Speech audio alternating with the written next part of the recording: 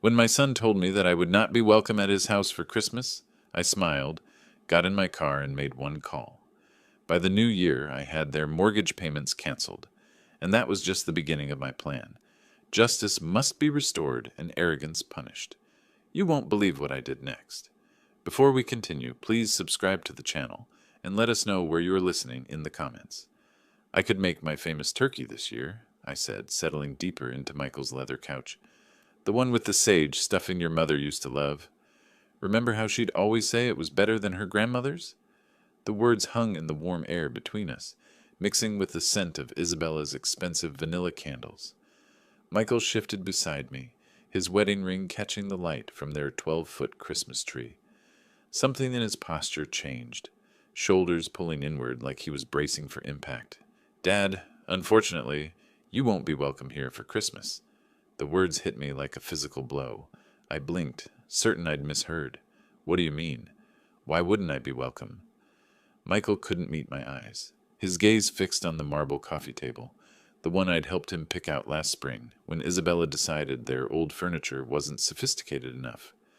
Isabella's parents are coming and they'd prefer if you weren't here. My hands went cold.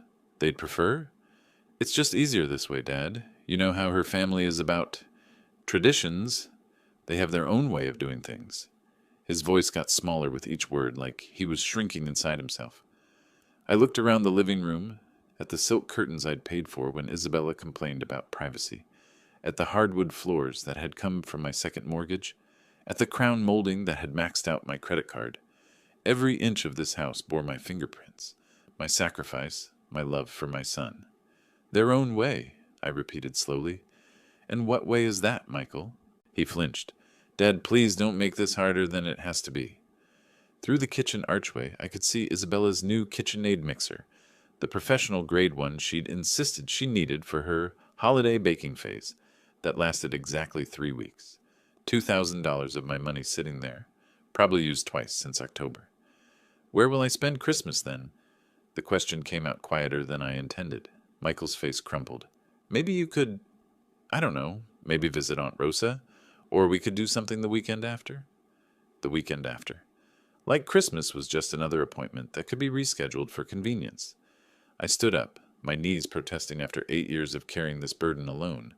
I see. Dad, wait. But I was already moving toward the door, past the family photos where my face grew smaller and more distant in each frame, past the coat closet that held Isabella's $1,000 jackets. My hand found the doorknob, solid and cold under my palm. Son, I said without turning around. Tell Isabella's parents, I said, Feliz Navidad. The December air hit my face like a slap as I walked toward my truck. Behind me, I heard Michael call my name once, then the soft click of the door closing. Final. Absolute. I sat in the driver's seat for a moment, engine off, watching the Christmas lights twinkle in the windows of houses I'd never be welcome in. My phone buzzed, probably Michael wanting to smooth things over with empty promises and guilt. I didn't answer. Instead, I turned the key and drove into the darkness, leaving behind the warm glow of the house I'd bought, but would never belong in. The heater hummed against the December cold as I navigated the familiar streets toward home. South Hills sprawled around me, every neighborhood corner holding memories of the man I used to be, the one who believed family meant everything, who'd give his last dollar to see his son smile. That man was a fool. I stopped at the red light on 29th and Grand, watching a young father load Christmas presents into his SUV. His kids pressed their faces against the window, breath fogging the glass with excitement. Once upon a time, that had been Michael and me.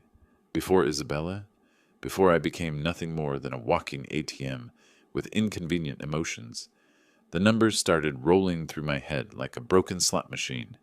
$2,800 every month for 5 years. My calculator had given up trying to make sense of it last spring when I'd finally added up the total, $140,000.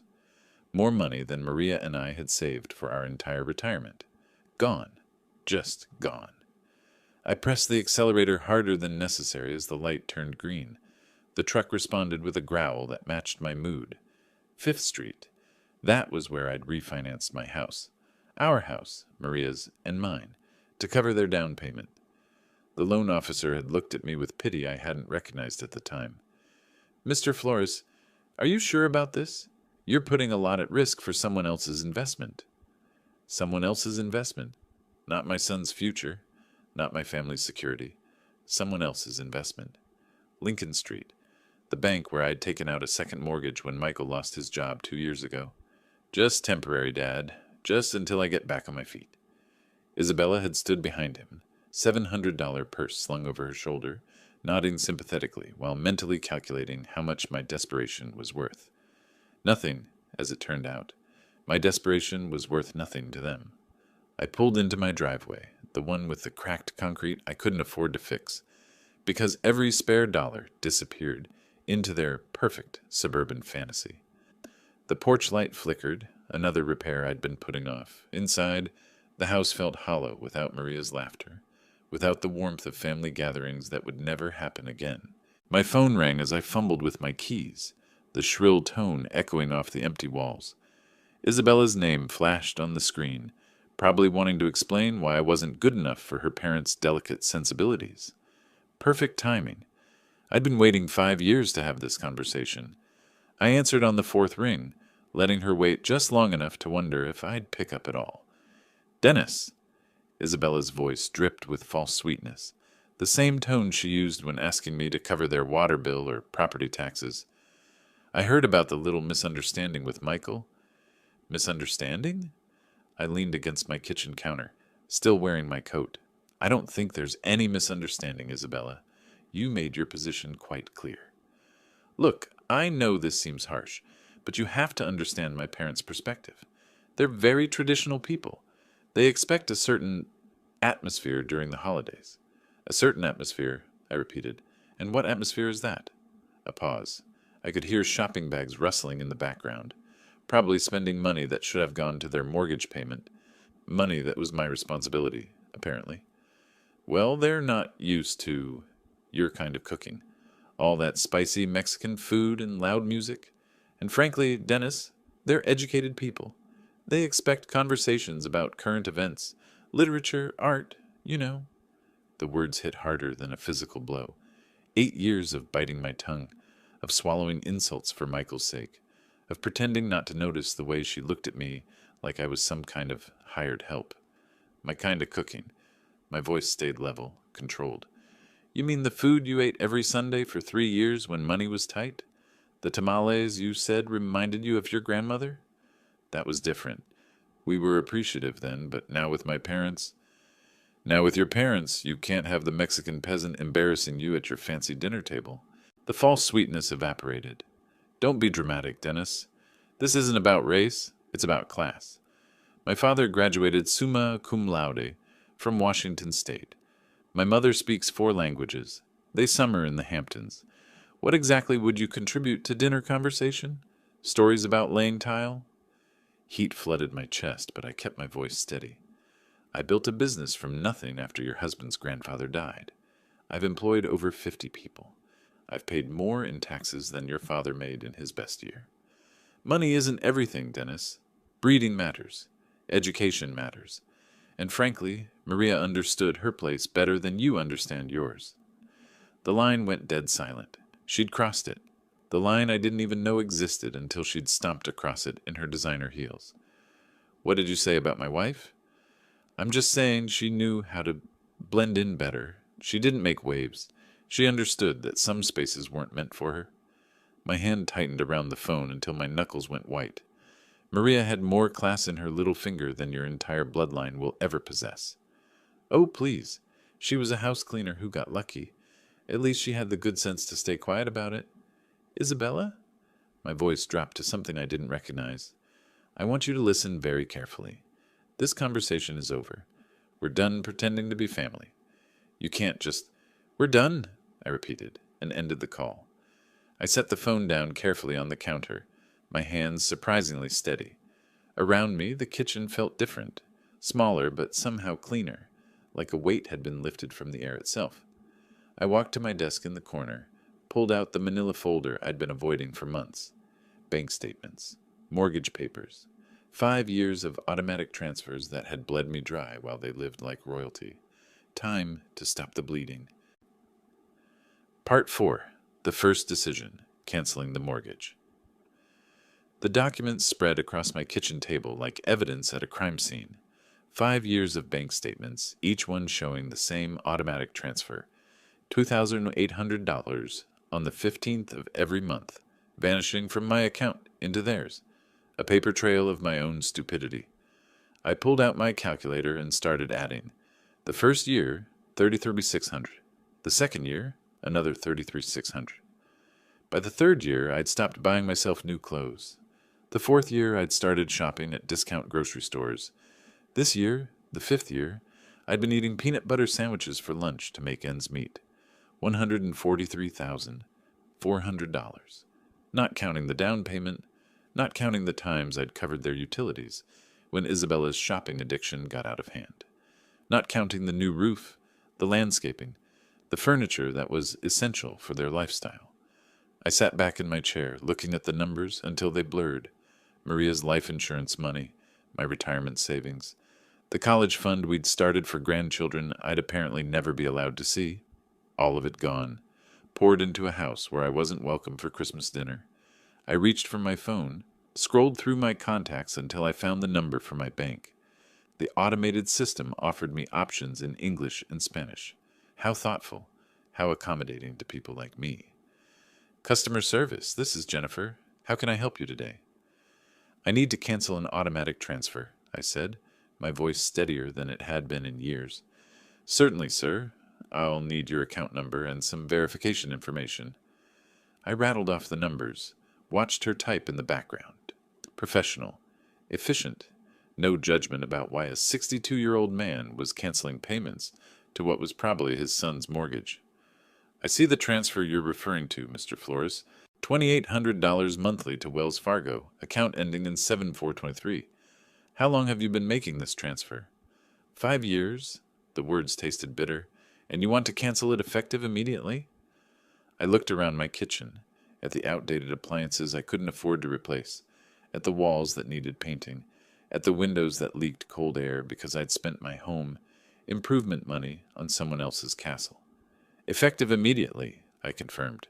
Done. The transfer has been canceled. Is there anything else I can help you with today? No, I said, surprising myself with how good the word felt. No, that's everything. I hung up and sat in the sudden quiet of my house. Outside, December darkness was settling over Spokane, Christmas lights twinkling in windows where families gathered without conditions, without judgment, without the need to hide who they were. For the first time in 5 years, next month's budget would balance. For the first time since Maria died, I could afford to fix my porch light, buy decent groceries, maybe even take a vacation.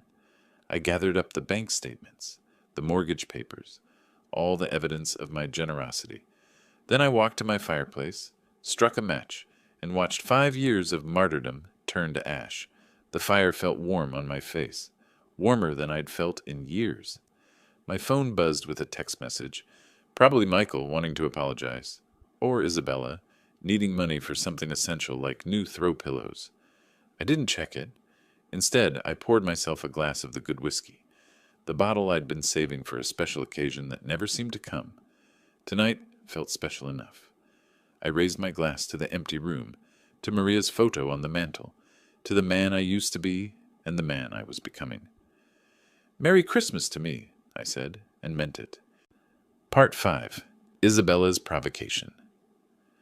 The next morning arrived crisp and clear, December sunlight streaming through my kitchen windows as I nursed my second cup of coffee. For the first time in years, I wasn't calculating how much money would disappear from my account in 3 days. The freedom tasted better than the Colombian blend I'd finally allowed myself to buy. My phone rang at exactly 10:47 a.m. Isabella's name flashed on the screen like a warning label. Dennis! Her voice carried that familiar tone of barely concealed impatience. I need you to pick up my parents from Spokane Airport. Their flight from Portland arrives at 2 o'clock. I set down my mug carefully, watching the steam curl toward the ceiling. Isabella, did you forget about our conversation yesterday? Look, Whatever that was about, we need to focus on practical matters now. My parents need transportation, and you're the only one with time during the day. The audacity was breathtaking. Less than 24 hours after telling me I wasn't worthy of sharing Christmas dinner with her family, she expected me to serve as their personal chauffeur. And you're asking me because that's what family does, Dennis. They help each other. Her voice sharpened with irritation. Besides, let's be honest here. You're not my rival. You're too weak to be my rival. So just get in your truck and pick them up. There it was, the final insult wrapped in a command. What airline? I asked quietly. Alaska Air, Flight 447. They'll be at baggage claim Carousel 3. And Dennis, they're expecting someone who can handle their luggage properly. Don't embarrass us. I could hear her nails tapping against something hard. Probably her granite countertop, the one I'd paid for when she decided laminate wasn't suitable for her dinner parties. Of course, I said. I'll take care of everything. Good. And wear something decent. Maybe that blue shirt you wore to Michael's graduation. They notice things like that. The line went dead. She hadn't even said thank you. I sat back in my chair, looking at my phone's blank screen. 2:00. Flight 447. Baggage claim Carousel 3. I glanced at the wall clock above my sink. 10:52 a.m. Plenty of time. I poured myself another cup of coffee, added an extra spoonful of sugar, and opened yesterday's newspaper to the crossword puzzle I hadn't finished. 7 across. Delayed gratification. 12 letters. The answer would come to me eventually. Part 6. The Airport Trap. At 2:15 p.m., I was settling into my favorite armchair, with a fresh cup of Earl Grey and the Spokane Review's Sunday edition. The crossword from yesterday lay completed on my coffee table. Delayed gratification had been postponement. My phone buzzed against the wooden surface. Isabella's name again. I let it ring. The December sun slanted through my living room windows, warming the space where I'd spent so many lonely evenings counting the cost of my generosity. Today the silence felt different. Earned, intentional. 2:47 p.m. The phone buzzed again. This time I could see the preview of her text. Dad, where are you? My parents are. I turned the phone face down and returned to the sports section. The Seahawks had lost again. Some things never changed. By 3:30 my phone had buzzed 6 times. I'd finished the newspaper, brewed a second pot of tea, and started organizing the junk drawer in my kitchen table. Amazing what you could accomplish when you weren't rushing around serving people who considered you their personal bellhop. The 7th call came at 3:45. Instead of Isabella's name, I saw unknown number.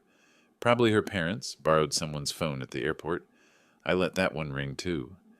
Outside, a neighbor was hanging Christmas lights on his porch, his children running around the yard with the manic energy that only December afternoons could bring. Normal families doing normal things. No one was stranded anywhere, waiting for someone who would never come. 4:15 p.m. My phone started ringing and didn't stop. Isabella, then the unknown number, then Isabella again. The buzzing became constant, like an angry wasp trapped against glass. I walked to my kitchen and unplugged my landline from the wall. Then I turned my cell phone completely off. Perfect silence. I made myself a grilled cheese sandwich and heated up a can of tomato soup. Comfort food I hadn't allowed myself in months, because every grocery dollar had gone toward making ends meet, while subsidizing their lifestyle. The cheese melted perfectly golden, the soup steamed in my favorite mug.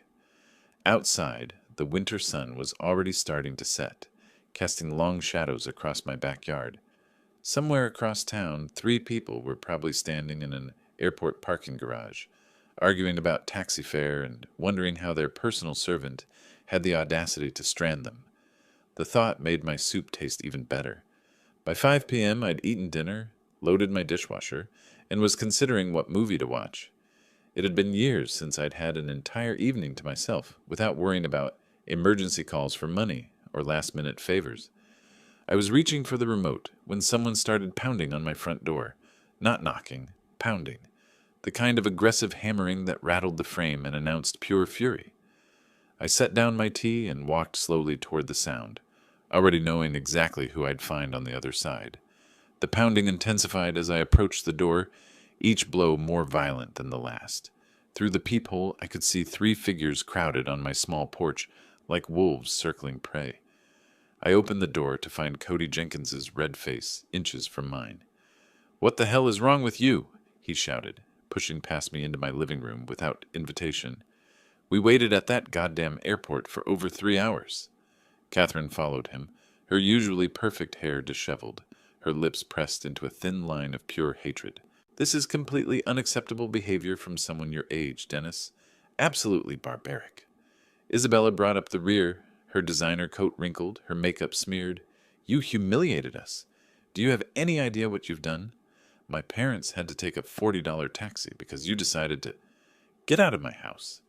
My voice cut through their chorus of rage like a blade through silk. They stopped mid-rant, shocked by the steel in my tone. "Excuse me?" Cody's face went from red to purple. "You don't get to make demands here, buddy. Not after what you pulled today." "This is my house," I said quietly, not moving from my position by the door, "and I want you out. Now." Catherine stepped forward, her voice dripping with the kind of condescension she'd perfected over decades of looking down on people like me. "Dennis, you clearly don't understand the magnitude of your mistake. My husband has connections throughout this city. Business connections, social connections.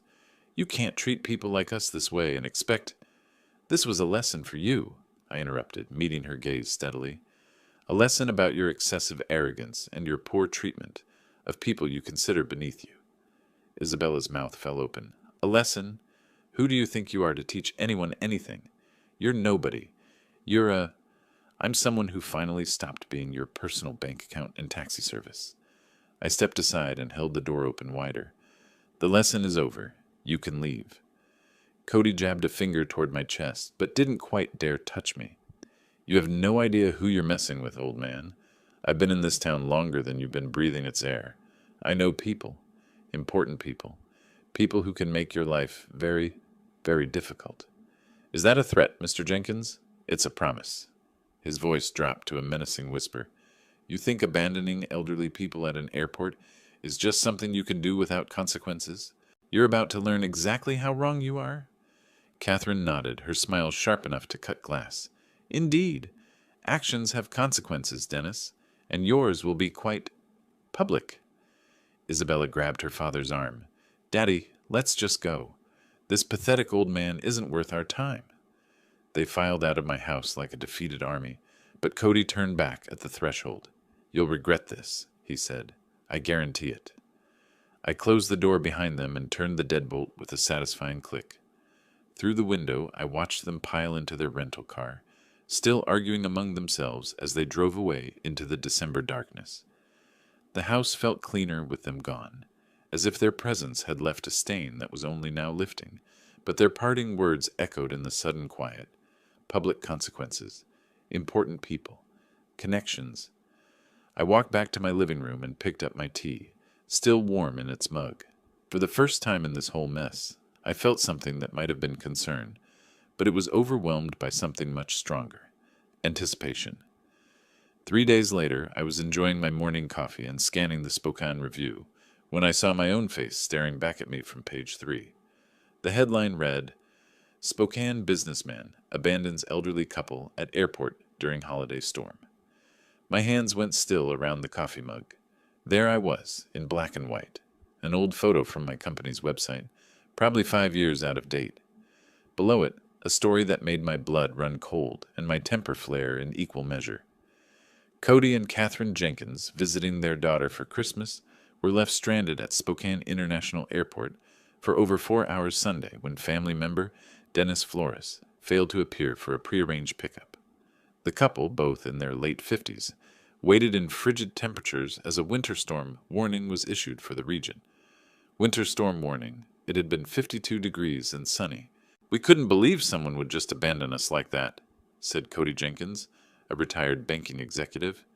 "We called repeatedly, but Mr. Flores never answered his phone. We were forced to take an expensive taxi in dangerous weather conditions. At our age, this kind of treatment is not just inconsiderate. It's dangerous." The article continued with quotes about my pattern of erratic behavior and concerns about my mental state.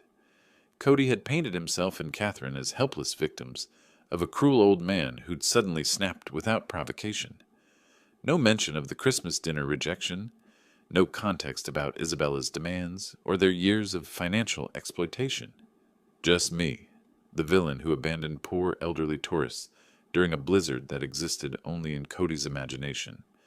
I set down my coffee and read the article again, slowly, then a third time. The byline belonged to Patricia Morrison, lifestyle editor. I didn't recognize the name, but I recognized the strategy. Cody had called in favors, used his banking connections to get this story placed exactly where it would do maximum damage to my reputation. Smart, very smart. For the first time since this whole mess started, I felt a grudging respect for my opponents. They weren't just entitled trust fund babies throwing tantrums. They were strategic, calculating. They understood that in a small city like Spokane, reputation was everything. One well-placed newspaper article could destroy decades of hard work. They'd declared total war. I folded the newspaper carefully and set it aside, my mind already shifting into the methodical planning mode that had built my business from nothing. This wasn't about airport pickups anymore. This wasn't about Christmas dinner or mortgage payments. This was about winning. I pulled out my laptop and began typing names into search engines. Cody Jenkins, Catherine Jenkins, Isabella Flores, their social media profiles, their connections, their habits, their weaknesses, everything they'd foolishly made public over the years. If they wanted to play chess, I'd show them what a real strategist looked like. I glanced at my wall calendar. December 18th. 7 days until Christmas. 7 days to plan something they'd never forget. I spent the next 3 days living in a different world. Not the world where I was Dennis Flores, the broken-down old man who let his family walk all over him. This was the world where I was Dennis Flores, businessman, strategic thinker, someone who'd built something from nothing and wasn't about to let a bunch of entitled parasites destroy what I'd worked 40 years to build. My laptop became command central. Social media profiles filled my browser tabs like playing cards in a high-stakes game. Cody Jenkins, retired First National Bank manager, member of the Spokane Country Club, treasurer of the Inland Northwest Business Leaders Association. A man who'd spent his career in positions of trust and influence, a man with a lot to lose. Catherine's Instagram painted a perfect picture of refined living, charity luncheons, wine tastings, vacation photos from Coeur d'Alene tagged with Chash blessed life. Every post carefully curated to project success and sophistication. Comments from friends praising her elegant taste and inspiring lifestyle, all built on other people's money, including mine. Isabella's Facebook timeline told the real story. Posts about our beautiful home with photos of the kitchen I'd paid for. Check-ins at expensive restaurants during the months when I'd covered their utility bills. A status update from last week. So excited for Christmas dinner with family. Can't wait to show off our hosting skills. Our hosting skills. Our home. Our success. The narcissism was breathtaking. But it was Michael's LinkedIn profile that gave me the final piece I needed. His recent activity showed a new connection. Patricia Morrison, lifestyle editor at the Spokane Review. The same Patricia Morrison who'd written the hatchet job about me. I leaned back in my desk chair, looking at the evidence spread across my screen. These people had made 3 critical mistakes. First, they'd underestimated me completely. Second, they'd gone public with their attack, which meant I could go public with my response.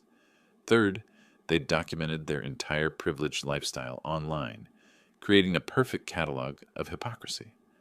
I clicked through to Patricia Morrison's profile. 43 years old, journalism degree from WSU, 15 years at local papers. No previous connection to banking or finance, which meant Cody had reached out cold, probably through someone he knew from his business network. A 5-minute search through local business directories confirmed my suspicion. 3 mutual connections between Cody and Patricia's editor. The story hadn't just appeared. It had been planted carefully and deliberately. Amateur hour. I opened a new document and began typing. Not a response to their media attack, something much better. A timeline. 5 years of financial support, documented with bank statements, receipts, and canceled checks. The down payment for their house, $47,000 from my home equity loan. The kitchen renovation when Isabella decided granite countertops were essential. $18,000 from my credit card, 60 monthly mortgage payments of $2,800 each, $168,000 and counting, $250,000, more than I'd spent on myself in the last decade. My phone buzzed with a text from a number I didn't recognize. Probably Isabella, trying a new angle. I ignored it and kept working. By evening, I had everything organized in a manila folder thick enough to choke a horse. Bank statements, receipts, photos downloaded from their social media showing off purchases I'd funded, a printed copy of the newspaper article with my handwritten notes in the margins, documenting each lie and distortion. I looked at my wall calendar. December 24th was circled in red, not because it was Christmas, but because it was the perfect day for justice. According to Isabella's Facebook events, they were hosting Christmas dinner for 12 people. Family friends, neighbors, members of their social circle. The kind of people who read the Spokane Review and formed opinions based on what they saw there. The kind of people who deserved to know the truth. I closed my laptop and walked to my kitchen, where I'd left my good camera, the one I'd bought years ago to document job sites for my business. Time to put it to work, documenting something else entirely. Tomorrow was Christmas Eve.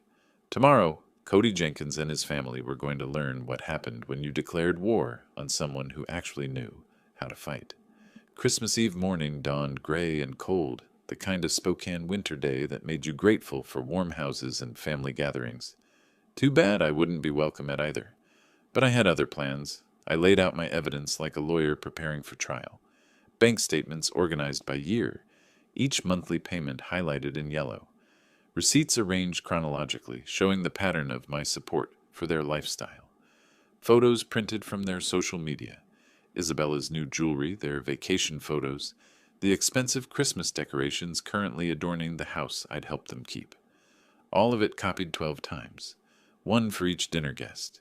The newspaper article went on top of each stack, my red pen notes visible in the margins. Lie written next to Cody's quotes about dangerous weather. False, beside the claim about my erratic behavior. Missing context, highlighted where they'd failed to mention 5 years of financial support.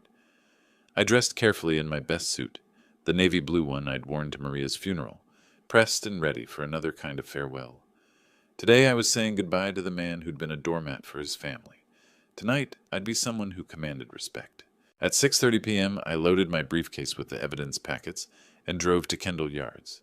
Their house glowed with warm light, cars filling the driveway and lining the street.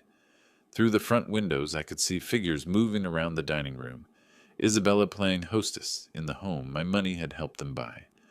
I parked across the street and checked my watch. 6:45. Perfect timing. Late enough that everyone would be seated for dinner. Early enough that they'd still be on the main course. No easy escape for anyone. The front door was unlocked. Of course it was. Isabella loved to show off how safe their neighborhood was, how they didn't need to worry about security, like people in rougher areas. I let myself in quietly, the warm air hitting my face along with the sounds of laughter and conversation from the dining room. And then Catherine said, "But darling, that's not how we do things in our family," someone was saying, followed by more laughter. Our family. After everything they'd done to exclude me from it. I walked into the dining room carrying my briefcase, 12 faces turning toward me with expressions ranging from surprise to horror. Isabella froze with her wine glass halfway to her lips. Michael's face went pale. Cody and Catherine looked like they'd seen a ghost. "Good evening, everyone," I said calmly, setting my briefcase on their marble sideboard. "I hope you don't mind me joining your Christmas celebration." Isabella found her voice first. "Dennis, this is completely inappropriate. You need to leave immediately." "Actually," I said, opening my briefcase and pulling out the first stack of papers, "I think your guests deserve to know who really paid for this dinner, this house, and this lifestyle you've been showing off."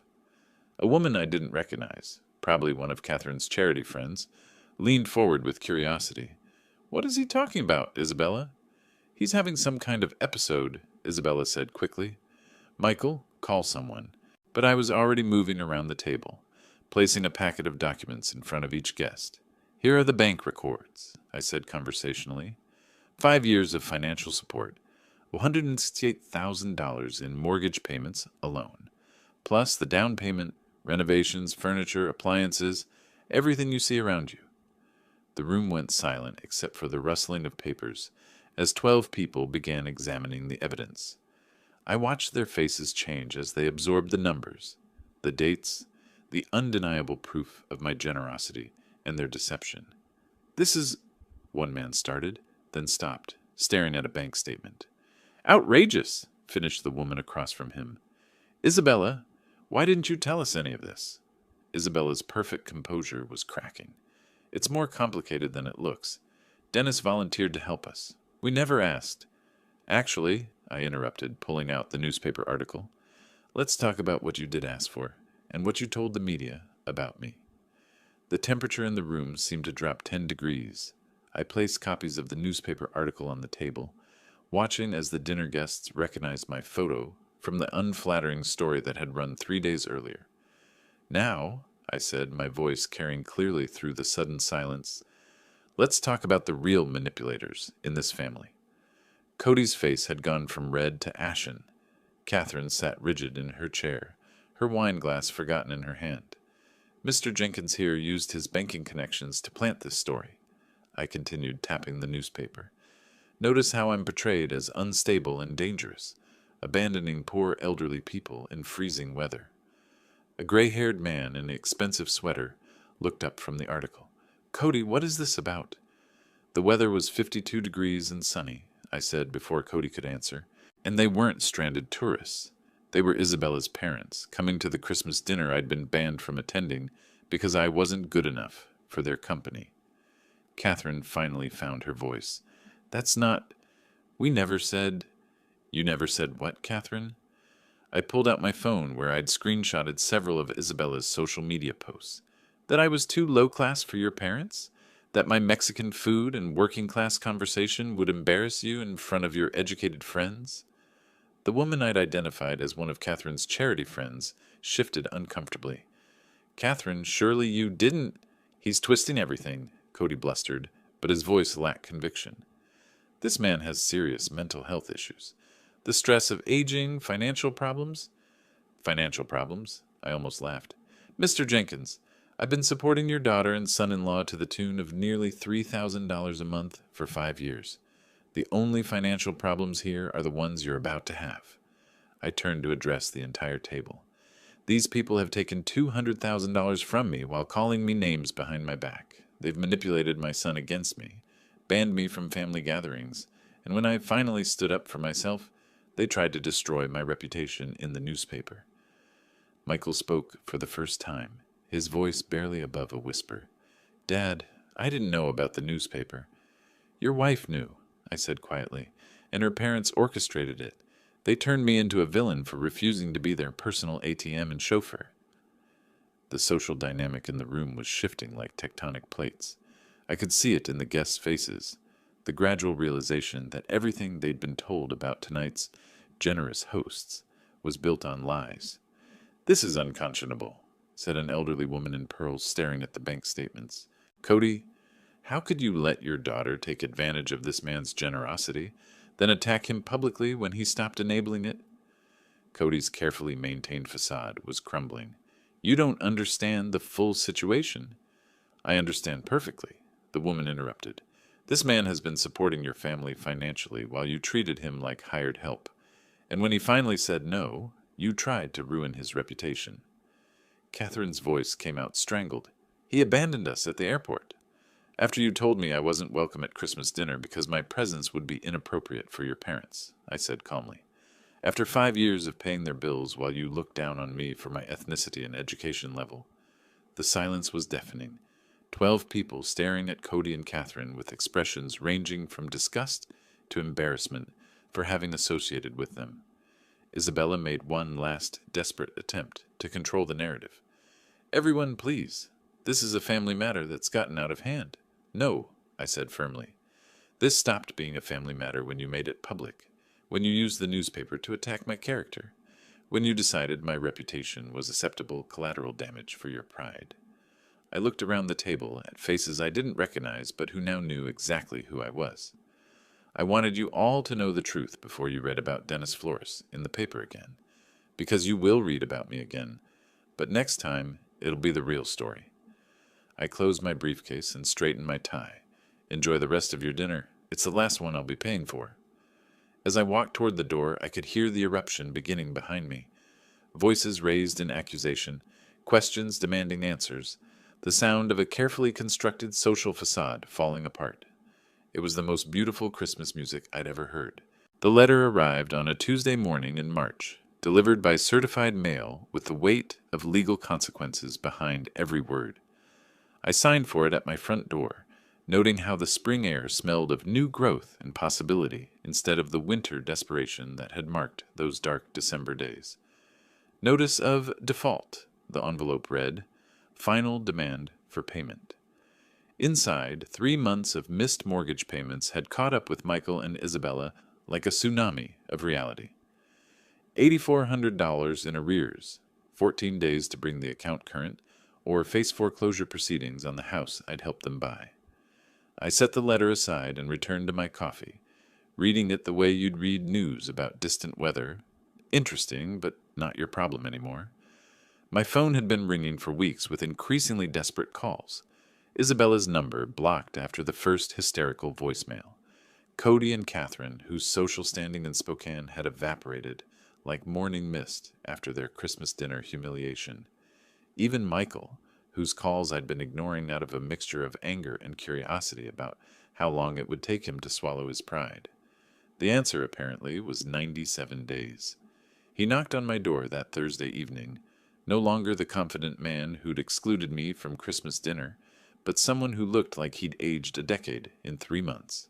Dark circles under his eyes, his expensive suit wrinkled, the smell of desperation clinging to him like cheap cologne.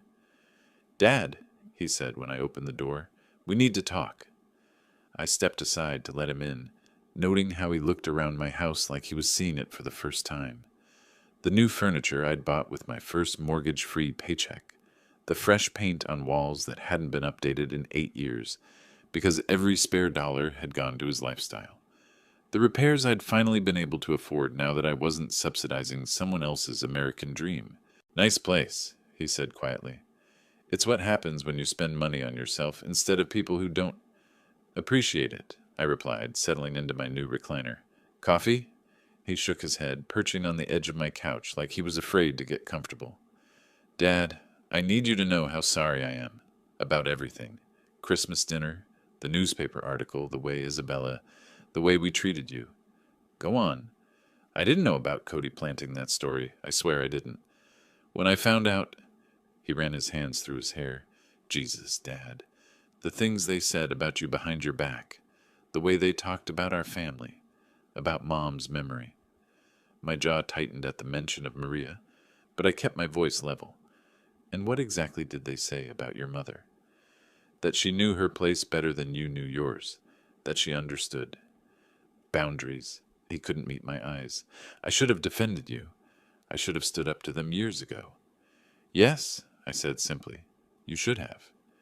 We sat in silence for a long moment, the weight of 5 years of mistakes filling the space between us. Outside, I could hear my neighbor mowing his lawn, the normal sounds of a normal Thursday evening in a normal neighborhood, where sons didn't exclude their fathers from Christmas dinner.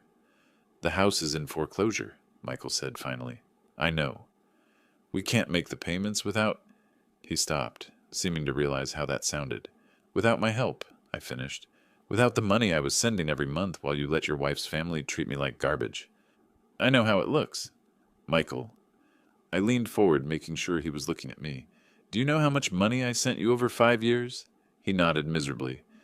Isabella calculated it after Christmas. The mortgage payments, the down payment, everything else. Over $200,000. $237,468, I corrected.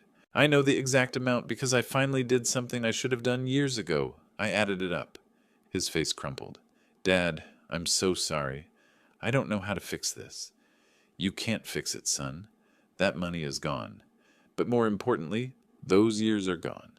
5 years when I could have been building a relationship with you instead of funding your wife's fantasy life." I know that now." He looked up at me with something that might have been hope. "But maybe we could start over? Maybe there's a way to. Are you asking me to resume the mortgage payments? The hope died in his eyes. We're going to lose everything, Dad. The house, Isabella's respect for me, her parents' approval. I don't know what I'll do. You'll figure it out, I said, not unkindly. The same way I figured out how to live without a son who respected me. The same way I learned to spend Christmas alone while you celebrated with people who thought I was beneath them. He started to cry then, quietly, like a man who'd run out of other options. I lost you, didn't I? I chose them over you, and now I've lost you forever. I watched him for a long moment, this man I'd raised and loved and sacrificed for, who'd let his wife's family convince him that his father wasn't good enough for their company. Michael, I said finally, you didn't lose me. You gave me away. There's a difference. He wiped his eyes with the back of his hand. Is there any chance, any way you could forgive me? I forgave you months ago, I said, and meant it. But forgiveness doesn't mean going back to the way things were. It doesn't mean pretending this didn't happen, or that I'm going to resume paying for a lifestyle that came with the condition that I be grateful for scraps of your attention. Then what does it mean? I stood up and walked to my mantel, where Maria's photo sat next to a new picture. Me with Rosa and her family at Easter dinner, the first holiday I'd spent with people who actually wanted me there. It means that if you want a relationship with me, you'll have to build it from scratch. It means showing me respect instead of demanding I earn it. It means making choices based on what's right, not what's convenient. I turned back to him, and it means that the next time someone, your wife, her parents, anyone, tries to exclude me from family gatherings, you'll remember who actually acts like family. He nodded slowly, understanding perhaps for the first time that respect wasn't something you could take for granted. The house, he asked quietly, isn't my problem anymore. I sat back down, feeling lighter than I had in years. You're a grown man, Michael. Figure it out like grown men do. Get a job that pays enough to cover your bills. Sell the house and buy something you can afford. Stop living beyond your means and expecting other people to subsidize your choices. He stood up slowly, his shoulders straight, for the first time since he'd arrived. You're right, about all of it. I know. He walked to the door, then turned back. Dad, for what it's worth, seeing you stand up for yourself at Christmas dinner, I was proud of you. Embarrassed and angry, but proud too. Good, I said. Maybe there's hope for you yet. After he left, I poured myself a glass of the good whiskey and stepped onto my back porch. Spring was coming to Spokane, the trees beginning to bud, the air warming with promise. In 4 months, I'd be 63. Maria had been gone for 8 years. I'd wasted 5 of those years being a doormat for people who didn't appreciate sacrifice. I wasn't planning to waste any more.